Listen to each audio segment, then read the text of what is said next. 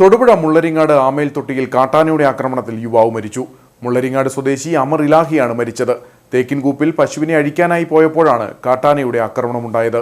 സംഭവത്തിൽ പ്രതിഷേധിച്ച് വണ്ണപ്പുറം പഞ്ചായത്തിൽ നാളെ UDF ഹർത്താലിന് ആഹ്വാനം ചെയ്തു. വീടിന് സമീപം കെട്ടിയിരുന്ന പശുവിനെ അഴിക്കാനായി പോയപ്പോഴാണ് അപകടമുണ്ടായത്. തേക്കുകൂപ്പിൽ നിലയുറപ്പിച്ചിരുന്ന കാട്ടാനയുടെ മുൻപിൽ അമർ അകപ്പെടുകയായിരുന്നു. അമർ ഓടി രക്ഷപ്പെടാൻ ശ്രമിച്ചെങ്കിലും ആന ആക്രമിച്ചു. തുടർന്ന് ഓടിക്കൂടിയ നാട്ടുകാർ അമറിനെ തൊടുപുഴയിലെ ആശുപത്രിയിൽ എത്തിച്ചെങ്കിലും ജീവൻ രക്ഷിക്കാനായില്ല.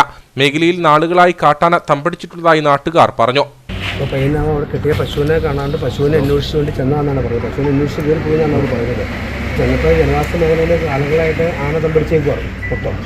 അപ്പോൾ ആന എവിടെയും നിൽപ്പുണ്ടായിരുന്നു, കയ്യും കണ്ടില്ല എന്നുള്ളതാണ് നമുക്കിപ്പോൾ അറിവായിരിക്കുന്നത്. അപ്പോൾ നമുക്ക് അങ്ങനെ കറക്റ്റായിട്ട് നമുക്ക് ഡീൽ ചെയ്യാൻ പറ്റില്ല. പശുവിനെ നോക്കിയിട്ട് കയറിപ്പിന്നാണ് അവിടെ പറഞ്ഞത്. അമറിന്റെ കൂടെയുണ്ടായിരുന്ന ബ്ലാങ്കരയിൽ മൻസൂർ ഓടി രക്ഷപ്പെട്ടു. ഇയാളുടെ കാലിന് ചെറിയ പരിക്കുണ്ട്.